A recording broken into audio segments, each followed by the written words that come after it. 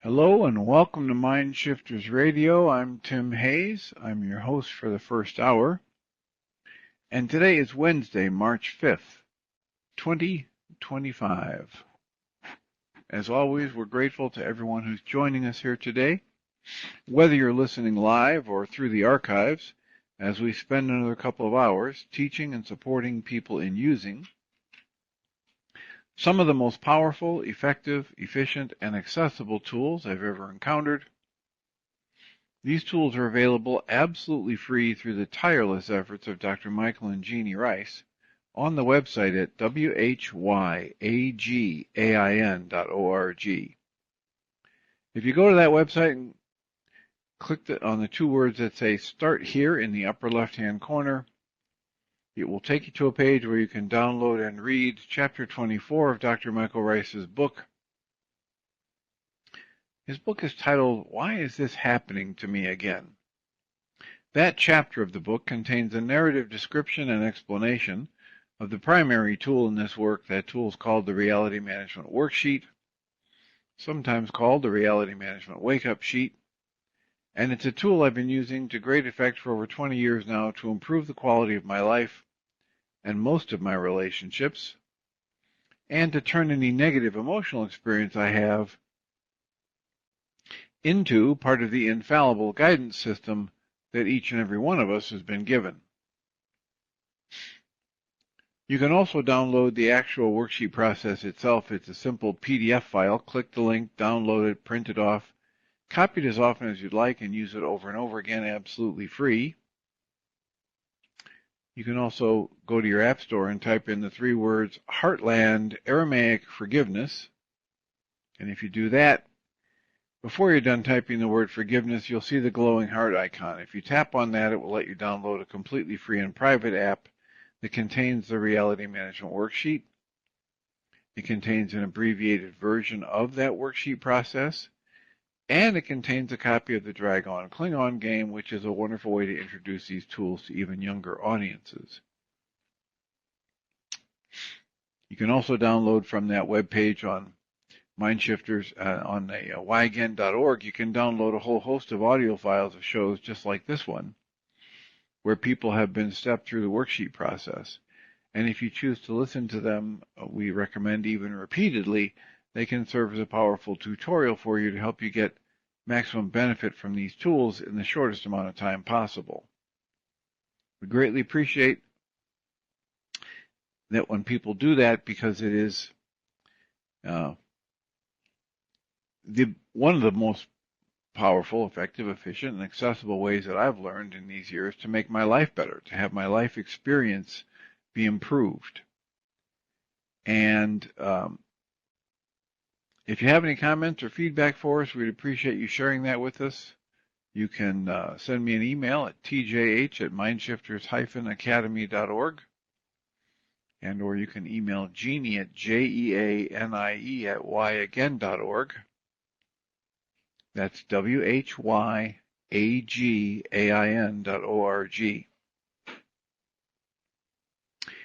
And if you're listening to us live on live.needle.com/mindshiftersradio, we're glad you're here.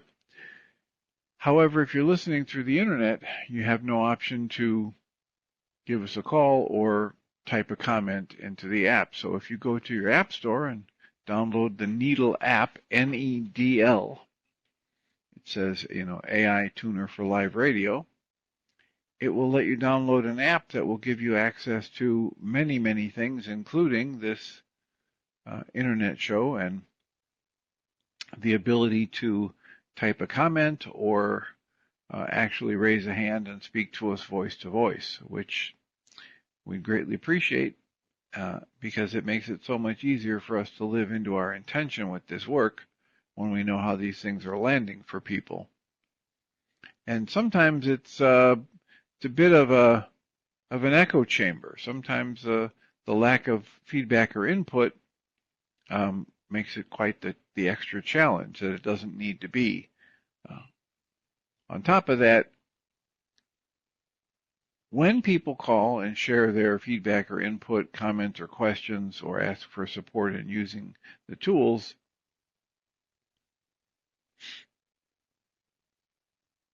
our experience has been that it dramatically increases the probability that the show quality goes up. And if you look at those shows that have been curated out of the last 14 plus years as highlight shows or best of shows, they are almost exclusively the result of people just like you calling in and asking a question. So please consider that as an option as you're listening. If you have a comment or a question come up, or you would just like to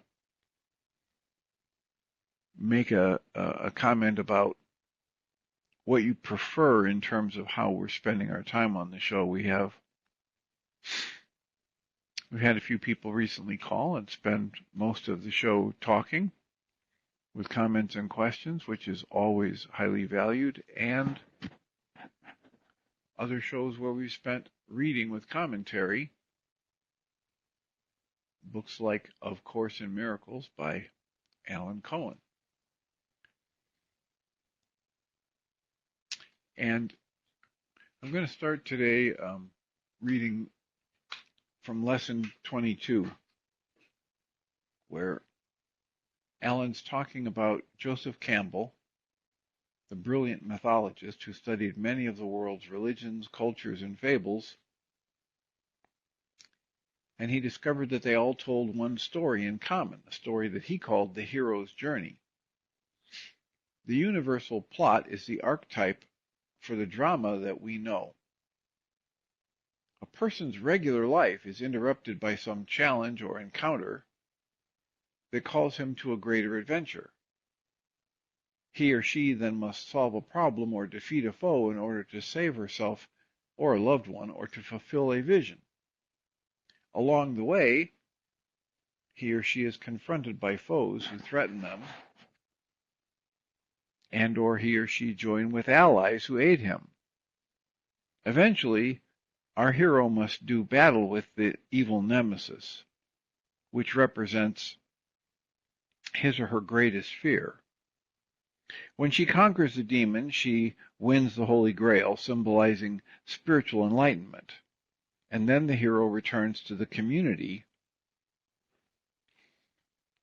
they came from, and shares the gift that she's obtained. And everybody benefits. Now, on a practical level, A Course in Miracles is very much in accord with the hero's journey. We begin to awaken to the fact that the life we have been living is shallow, meaningless, or even misdirected. This then motivates us to set off on a quest to discover who we are and understand our purpose for living. Along the way, we must face our inner fear-based demons and conquer them by choosing love instead. Many of the workbook lessons urge us to confront fear and overcome it. When we do, we gain the capacity to help others. The Course author, ostensibly Jesus Christ, depicts himself as one who has completed the journey that we all share. And he lingers a while to take our hand and to guide us to the heaven in which he is established, which is, as they say, our true home. However, A Course in Miracles would take us beyond the hero's journey. At the highest level of its teaching, there are two elements of the hero's journey to which the Course takes exception, and they are the word hero and the word journey. A Course in Miracles mentions the word hero 7 times, all describing the ego self-cast role as the center of the universe. Jesus devotes an entire section of the text to illuminating and dismantling what he calls, quote, the hero of the dream, close quotes. The ego believes that the world revolves around the ego, And life's purpose is to maintain the ego's safety and fulfill its desires, primarily those desires of the body. Everyone and everything that enables the ego's triumph is a friend, and everyone and everything that opposes it is seen as an enemy. The world is in a mess, and it's in the mess it's in because everyone is championing his or her own hero self with all of those separate interests. God help anybody who gets in the way of somebody's hero's victory. Alan writes, one day while I was driving along a country road, I approached a woman walking her two small dogs off leash. Being a dog lover, I slowed down to minimum speed and steered far clear of the woman and her pets. But that was not good enough for her. She shook her fist and yelled, "You should drive on another road." As the hero of her dream, the purpose of the road was for her to walk her dogs, and anything that threatened that was not allowed. As the hero of my dream, the purpose of the road was a thoroughfare for me to drive to my destination. Behold, two incompatible dreams. This is the story of the world, which multiplies by the separate heroes that are numbered in the billions. The hero plot runs far beyond individual personalities. We project hero identities onto celebrities, gurus, sports teams, corporations, religions, and nations, just to name a few. Most religions believe that their way to God is the only way, and they believe that everyone else is going to hell. The world rotates around what they call their chosen savior, and all others are deluded or irreverent and irrelevant in their opinion. A rabbi at my Jewish college taught that, quote, the history of Israel is the history of the world, close quotes. And yet this rabbi failed to consider that lots of significant events occurred in the world that had nothing to do with Israel. Billions of people have lived and died who've never heard of Israel, and whose lives were not affected by it in the least. Yet if you're Jewish and you value Israel, that history, land, and religion colors your entire world. Christians believe that anyone who has not taken Jesus as their personal savior is doomed to hell. Yet many people have become very close to God, even one with God, and they do not relate to Jesus as Savior. The word Christ means illuminated. Lots of souls have found their way to God and their Christed nature outside of Christianity. The true Christ spans far beyond the religion that grew up in his name. However, if Christianity is the hero of your dream, you're taught to believe that all else is error. Nationalism is a massive hero dream. Countries go to war over ideologies, real estate, and oil rights. Members of one gender believe they are superior to another. Mac users and PC aficionados put each other down.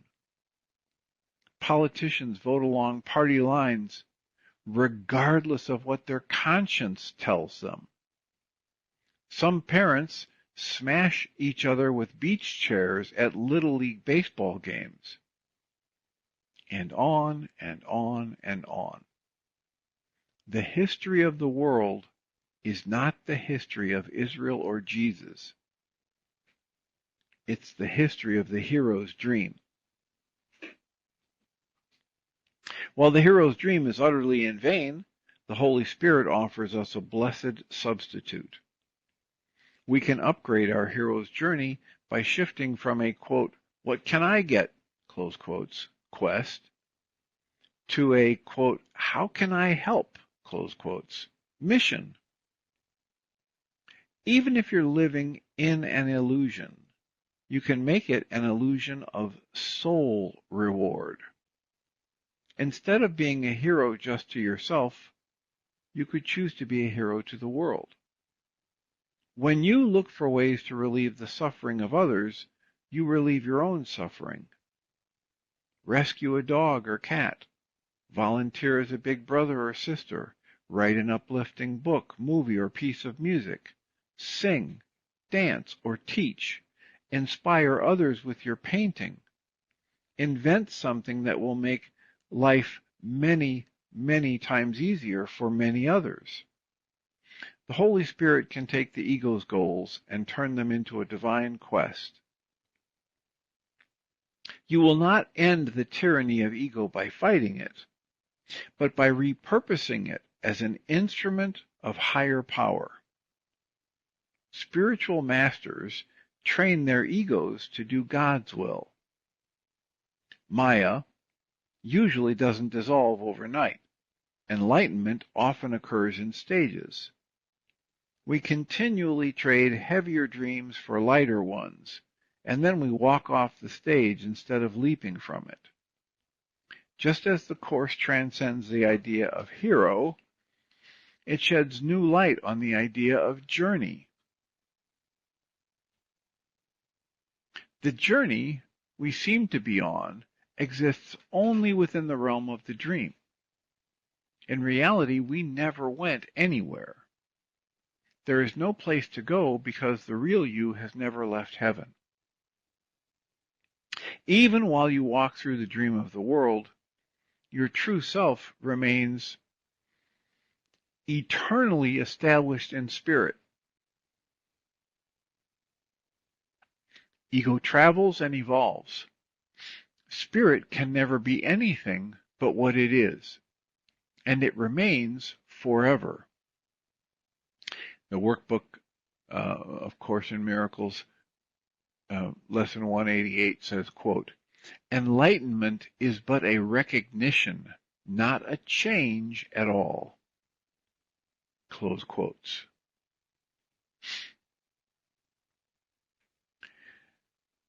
Then he quotes from the textbook, I don't know if it's page 8 or chapter 8, but it says, "The journey to God is merely the reawakening of the knowledge of where you are always, and what you are forever. It is a journey without distance to a goal that has never changed."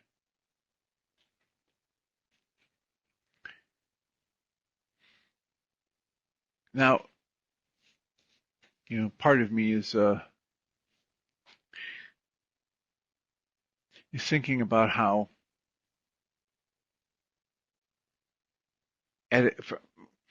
in terms of putting food on the table, in terms of driving my car to the office, in terms of having enough money in the bank account to pay the mortgage or whatever, this is completely irrelevant. And yet, at another level of scale, everything about my ability to feel satisfied and happy in my life, everything about my ability to have love in my life and extend it to others is all caught up in this. This is perhaps some of the most important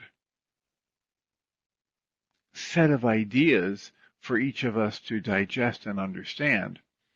If I'm already whole and complete just as I am, if nothing of value can be added unto me and nothing of value can be taken from me, that clearly exists at a level of scale, because people can take money from me and people can take my physical health from me by doing, physical attack or damage. So at a different level of scale, they're talking here about after someone's actual physical survival has been managed, after there's enough food and clothes and shelter to survive, then what's my purpose here? And what am I doing with this gift of life? What am I doing with my words and my actions and my loving energy? Am I hiding my loving energy? Am I focusing more on my pain, fear, and sadness, and blaming it on the outside world or on those around me. Because if that's what I'm doing, then how I show up in the world and the energy that I create and add to the world is going to have a whole different flavor. It's not going to look very loving.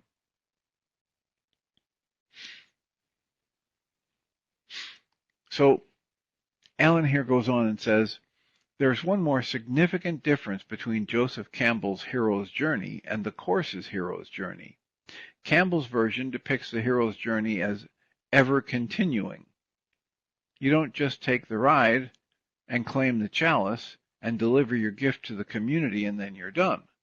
When you've mastered one level of life, you're called to a new level of the journey to the master, and then another level and another level. Campbell maps the journey, but never folds up the paper on which it is inscribed. Through the progression of Campbell's journey, we rise to higher and higher levels of illumination and work our way off of the karmic wheel. In a way, it is that way. Jesus and other spiritual masters graduated from the school of earth that we all attend. They show the way out so we may follow their lead and enjoy the freedom that they found. And yet, there's a paradox in this paradigm. The way out is to recognize that you were never truly in the world. Here's this phrase, learn to be in the world but not of the world. Alan writes, your divine self was never trapped in a body. You were free the whole while, you just didn't know it. You can get out any time you wish, but your intention to escape has to be stronger than the attraction to stay. A Course in Miracles bolsters that higher intention. The life God has in store for us far exceeds the one we've been living. Why would you stay in prison when you can hold the key, when you do hold the key to freedom in your own hand? In the movie The Truman Show, Truman Burbank has unknowingly lived his entire life on a massive television set where the producers contrive and control his every interaction. Eventually, Truman begins to suspect that his world is fake, and he seeks an avenue of escape. Meanwhile, a reporter interviews Christoph, the diabolical director who programs Truman's encounters. The reporter asks Christoph, can Truman escape? Christoph answers, he can leave at any time. Ultimately, Truman prefers his cell. While the ego prefers its cell, spirit knows there is more. That is the impetus for the hero's journey. This has me thinking about how Dr. Michael Ryce in his early lectures would frequently talk about how there's a story in the Bible that the Jews wandered in the desert for 40 years. And Michael Ryce is fond of saying, this is ridiculous. These are people who knew about astronomy. There's no way they'd be lost in the desert. 35 square miles of desert for all those years. They would simply follow in one direction and they'd get out of the desert. So the story of being lost in the desert for 40 years is a way to talk about how most of us spend the first part of our lives not focused on our spiritual attainment. We're caught up in the gifts and the circuses and the food and the sex and the money and the cars and the music of the world, and we're chasing after social acceptance and the pleasure principle and accumulation of goods and stuff like that there.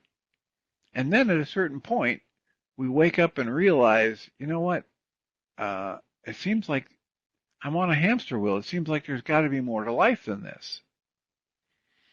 Now, that can happen at different levels. And that's what's being alluded to here, in my opinion, the idea that for a while, my ego, as it's trained by the world and shaped by the language of my family and the culture, might absolutely prefer chasing around after physical um, goods and services and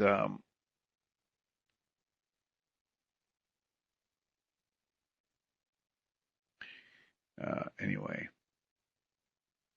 eventually I wake up and I say, I want something more. And that's when most of us start searching for spiritual enlightenment, or we uh, we end up reading certain books,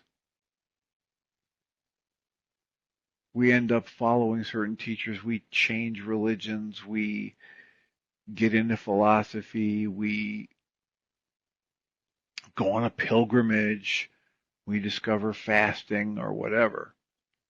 And if you're not awake and aware of how that might be an indication for you that you are expanding and growing to the opportunities of exploring another level of your existence, then you might just get into another religion and start listening to other people and you know, be caught in another trap, so to speak. It's the ego getting stuck in a different shopping mall.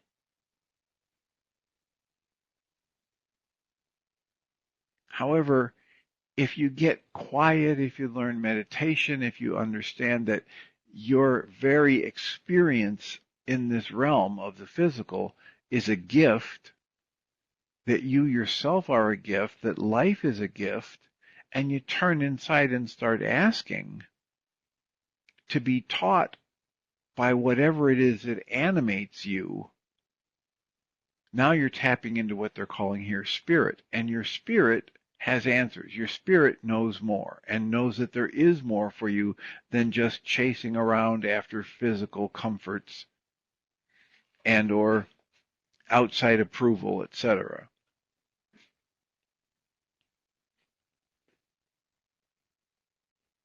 So from the Course in Miracles perspective, the idea that spirit knows more than the ego and knows that there is more, that's what initiates this, the hero's journey from the Course in Miracles perspective.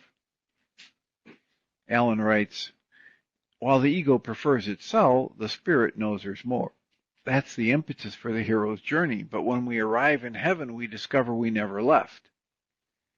Only in dreams, in our dreams, do we trade a darker existence for a lighter one. Truth of it is, all of us have carried paradise within us the whole while. The fall of Adam was not meant to be indicated as a physical event. It was psychic. The Creator did not kick Adam and Eve out of the garden. They chose to leave. And now Alan Cohen is writing, they chose to leave by eating from the tree of the knowledge of good and evil. Now, Alan says, what that means is stepping into a mindset of dualistic separation rather than staying in the mindset of perfect inherent unity. One way to talk about this is that we began to judge. We began to label, this is good, this is bad, this is right, this is wrong, this is the way it should be, this should not be this way. So it's the introduction of shoulds and shouldn'ts. Instead of just being in life and going with the flow of life, this event of eating from the tree of the knowledge of good and evil many philosophers, even some of the more elite theologians, understand it to mean exactly what the Way of Mastery is talking about in its third lesson, where it calls us to question every judgment and every perception, and to understand that every time we judge, we take ourselves further and further from where we say we want to be. And the very cellular structure of our body does not function well when we're in judgment, when we're in tightness and tension and contraction.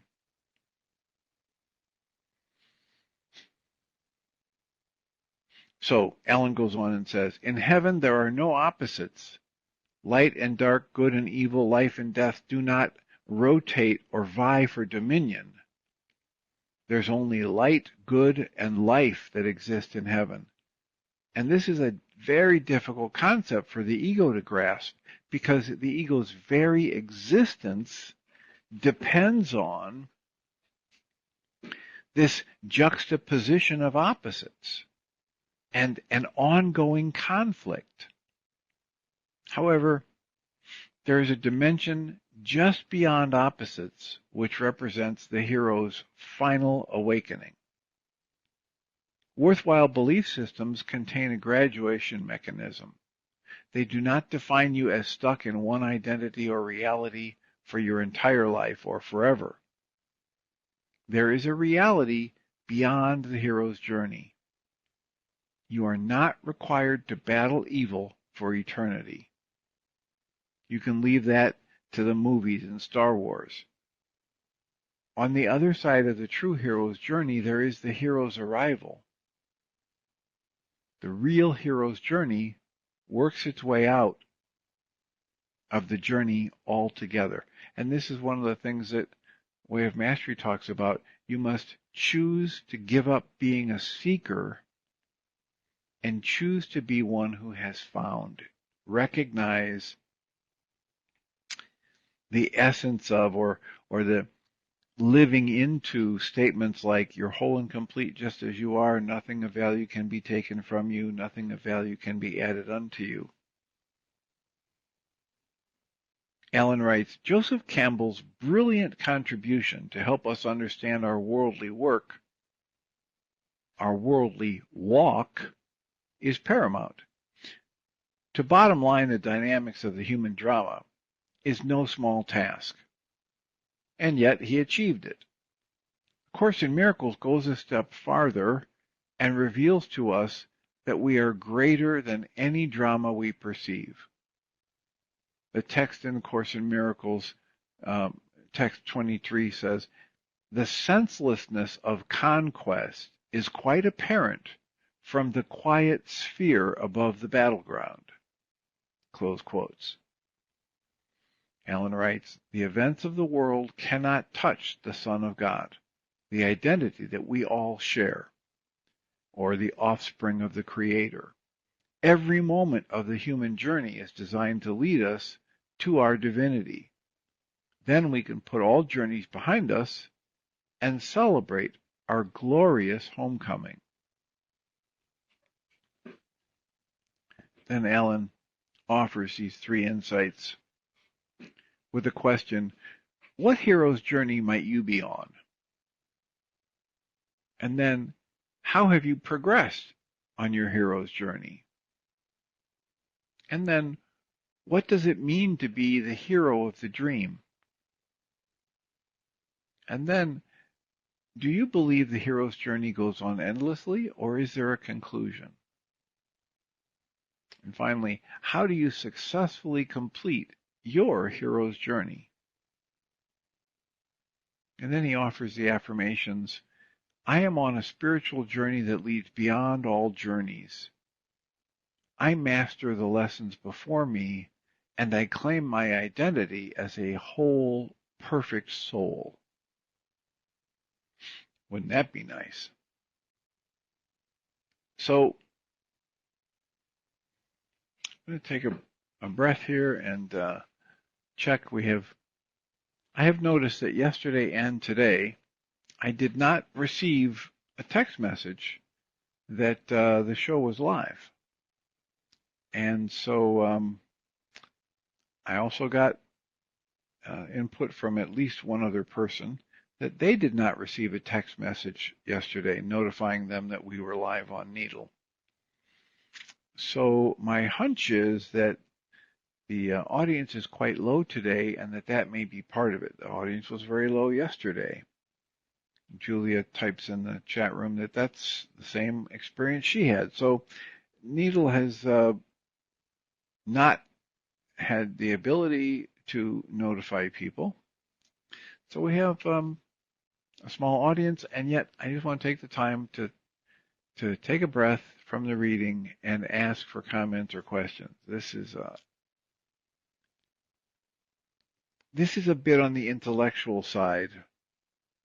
I remember talking about Richard Rohr and how a lot of his work and writings are far more intellectual than the way I approach things. And so that's what I'm thinking about here when we're talking about there's so much more to this life, to your potential experience, than what your five senses can show you. And many times when I have that kind of conversation with people, especially if they happen to be fairly concrete in their perception of the world, that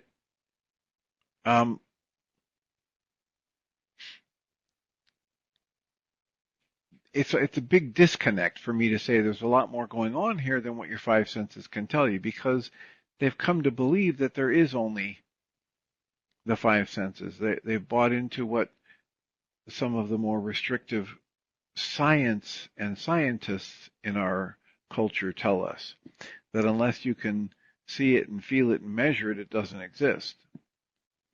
And the irony of that is that even those scientists acknowledge the existence of ultraviolet and infrared and gamma rays and X-rays, which are not perceptible by the five senses, and yet they've developed scanning devices and measuring devices to be able to prove their existence.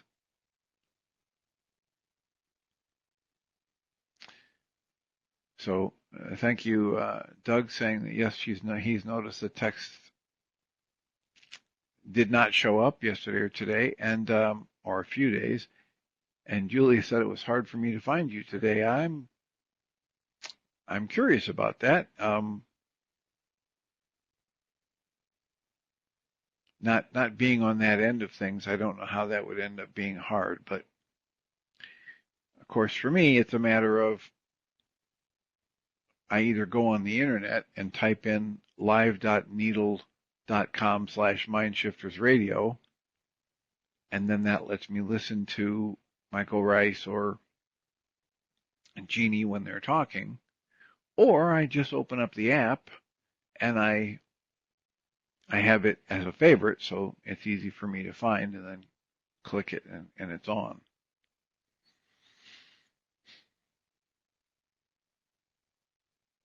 So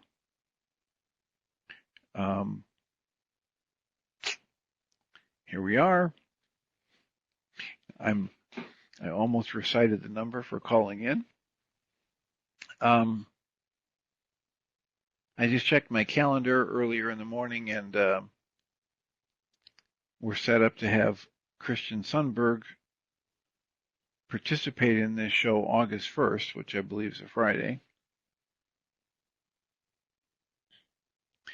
And I have put out some emails to people who've recommended. I think D. Wallace is one that Allende recommended, and there's another one that somebody else recommended last week or the week before. And I sent notification out there, and I'm waiting to hear back. But this is a good time to remind people that if you have a favorite book, a favorite author, a spiritual teaching, somebody who channels some very useful, practical information, I will explore those and either reach out to them to interview them for the Journey's Dream On Your Mind podcast or for this um, internet show. We had our support group last night, and because I've been thinking about it for the past few weeks, when nobody in the group jumped up and said, hey, let's listen to so-and-so teacher, and nobody wanted to do a worksheet, I pulled out the DVD I have of the Beatitudes from J.M., who is the person who channeled the Way of Mastery. And he provides just about an hour of discussion video with him where he goes through the King James Version of the Bible Beatitudes, at least first 8, and then gives his updated new translation / interpretation. And those interpretations and translations transform the Beatitudes into a kind of a yogic practice, a yoga of breathing, focusing, shifting, softening, allowing, opening to awareness, kind of a process.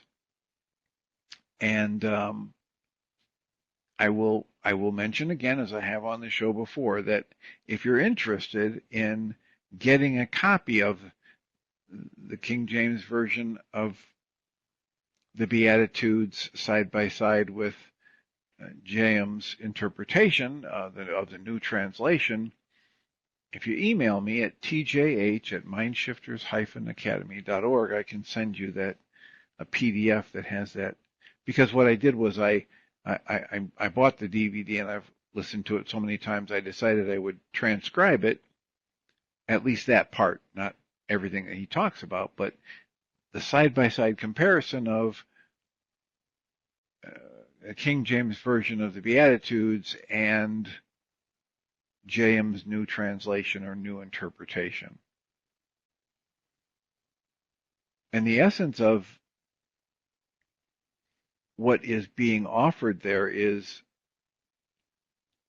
increasing personal awareness, valuing the breath, returning conscious awareness to the breath whenever there's tightness or tension or upset, conflict of any kind, and being willing to understand and explore what is in me that's creating this tension and upset.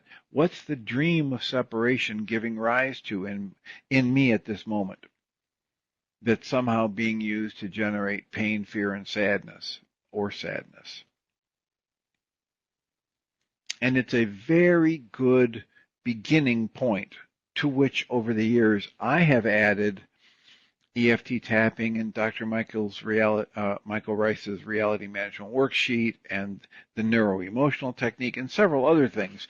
But they're all grounded around the realization that I'm the one that creates what I experience. I'm the one that creates every emotion that arises in my life. And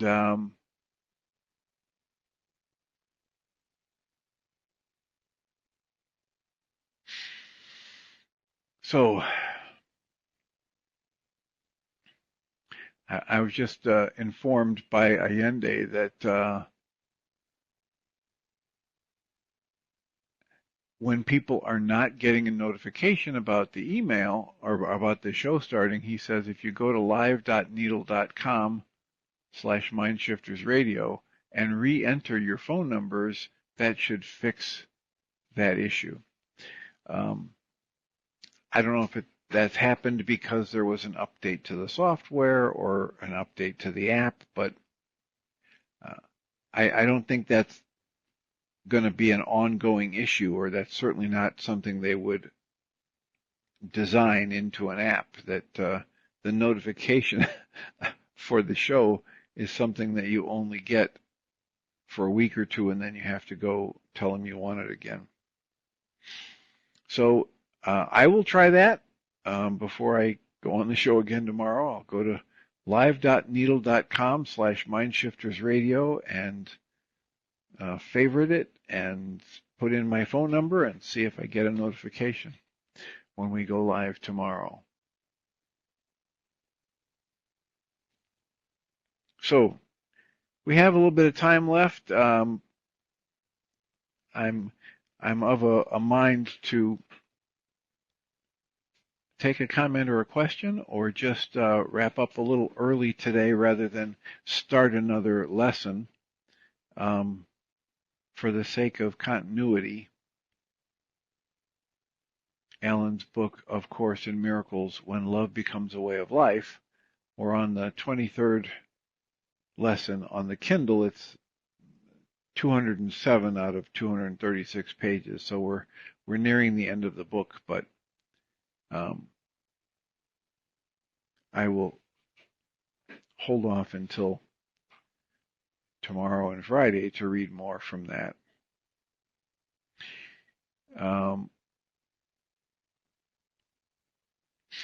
Just because I've mentioned it, and I will pull up the Beatitudes as they are offered by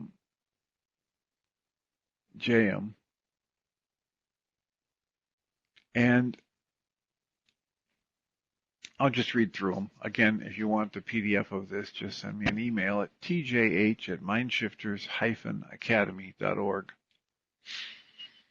The first Beatitude from the King James Version is quoted as, "Blessed are the poor in spirit, for theirs is the kingdom of heaven." And the new translation that is offered by J.M. is as follows, quote, "Now is the ripe time." This perfect moment, like when a piece of fruit is ripe, there's only a moment when it's perfectly ripe. And it's ripening, and now it's past its prime. So now is the perfect moment, the ripe time, to make your home in the breathing unity, and let the fertile soil of the queendom birth your clear guidance. So think about any time you've got stress or tension, any time you've got upset, guilt, or shame, any time you have any kind of a tightness in your physical body, and you're experiencing an emotional state that's less than pleasant. That would be the perfect time to take a deep, centered, calming breath. Make your home in the breath, in the breathing unity. Everything that's alive breathes in its own way. Now, we had somebody ask last night, so is this the actual meaning of the ancient Aramaic words? And I was quick to say no, because even in the beginning of this DVD that JM sells or sold, he talks about how the ancient Aramaic language, as Dr. Michael Ryce calls it, it was an energetics language. And I think it's probably accurate to say it's closer to something like Sanskrit than English, because in English we use our letters to construct specific words that have specific meanings. And in these older ancient languages, each letter is a tone, is a vibration. It carries a multitude of meanings. I don't remember the exact number, but Dale Allen Hoffman, who's been studying languages and the ancient Aramaic and Greek and all of these other things, Koine Greek, etc., he has said in some of his talks that the first line in the Old Testament can be validly translated hundreds of different ways. It might be 900, it might be only 300, but a single sentence, a single line from the Old Testament can be translated validly hundreds and hundreds of ways. Well, That's just not possible with the way we use language today. And so what's being offered here in these new meanings for, or different interpretations of, or retranslating of the Beatitudes is, it's not people who've taken the King James Version of the Bible and rearranged it. It's people who've gone back to the original Aramaic and looked at those words and used some references from people who are scholars of the ancient Aramaic and recombined them in light of this greater body of knowledge, greater body of work. And they've generated this, what Dale Allen Hoffman says is kind of like a yogic practice. So the first translation, the retranslation of the first beatitude is, now is the ripe time to make your home in the breathing unity. And the fertile soil of the queendom will birth your clear guidance. The second beatitude from the King James Version is translated as, blessed are they that mourn, for they shall be comforted. And, you know, Michael Ryce and Dale Allen Hoffman talk about, you're probably not going to get too revved up about, hey, I can't wait to go mourn. I can't wait to be poor in spirit. I can't wait to, to be empty. But slight changes in the interpretation of the ancient Aramaic word, or using a valid interpretation for the word that it might be valid to interpret the word as home. It might be valid to interpret the word as poor. It might be valid to interpret the word as empty, meaning wide open. And so if you rearrange these things until it's like puzzle pieces fitting together, and you don't settle for them fitting together unless they make sense in terms of the bigger teaching that was done. So we have things like, instead of blessed are they that mourn, for they shall be comforted, the second beatitude might be, restored are they who allow their inner pain to surface. They shall touch the place where love carries them to greater wholeness. So if I start to feel a pain, a fear, a sadness, a tension, and I breathe and soften, I bring my awareness into myself and recognize I can't be feeling it unless it's being created inside my energy system with my mind energy. If I bring my focus back inside and allow that pain to come up, I'll touch the place where I was creating this, and my true essence, my connection to my source, will carry me out of the pain to a place of greater wholeness. With the breath, with the awareness of the fact that I'm the one creating this, with the willingness to take 100% responsibility for what's being experienced, my source, my connection to my source, and this energy of creation that we call love will carry me to greater wholeness. The third beatitude is listed as, from the King James Version of the Bible, blessed are the meek, for they shall inherit the earth. And J.M. offers this translation, having made soft what was rigid within, a new ripeness, a new readiness shall bring renewed inspiration, and a confident strength will flow through them. So if you start to feel tightness or tension or upset, you start to feel overwhelmed or imbalanced, and you understand this is because of a process going on inside your own mind-body energy system, you breathe and turn the focus inside. You allow that pain to come up. You stay wide open. You allow your inner pain to surface. You allow your awareness of your true nature to do the dismantling of anything that's less than love, the transmutation of energies that are less than love. Then you soften what was tight and rigid within you. And you get more flexible, and you get more able to see your own internal situation from different perspectives. And a ripeness, a strength, renewed inspiration will bubble up in you and flow through you. Again, it's a yogic practice. Whenever you're feeling tight or tense or upset about anything, breathe, feel it fully, and release it and let it go. Keep the breath moving, keep your willingness to feel it fully, and release it and let it go.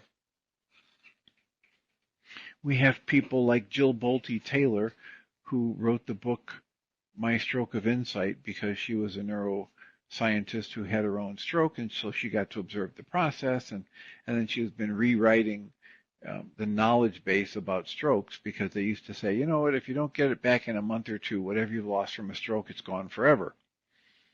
But she's understanding and she's witnessing in herself that her brain functionings are coming back online even 7 and 8 years after her recovery from stroke.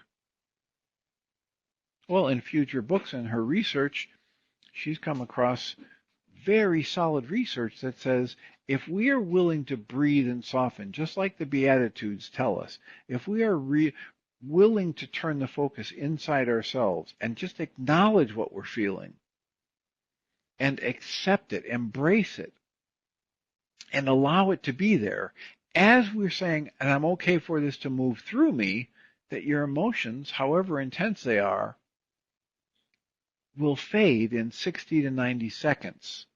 A minute to a minute and a half, if you embrace whatever you're feeling instead of try to push it away or blame it on the outside circumstances or what somebody else said or did, and you breathe and soften, and you view that a part of you is feeling this upset, much like the internal family systems with parts work recognizes that I might have a part of me that's afraid of confrontation in certain circumstances, but another part of me that's very willing to get in somebody's face in a different circumstance.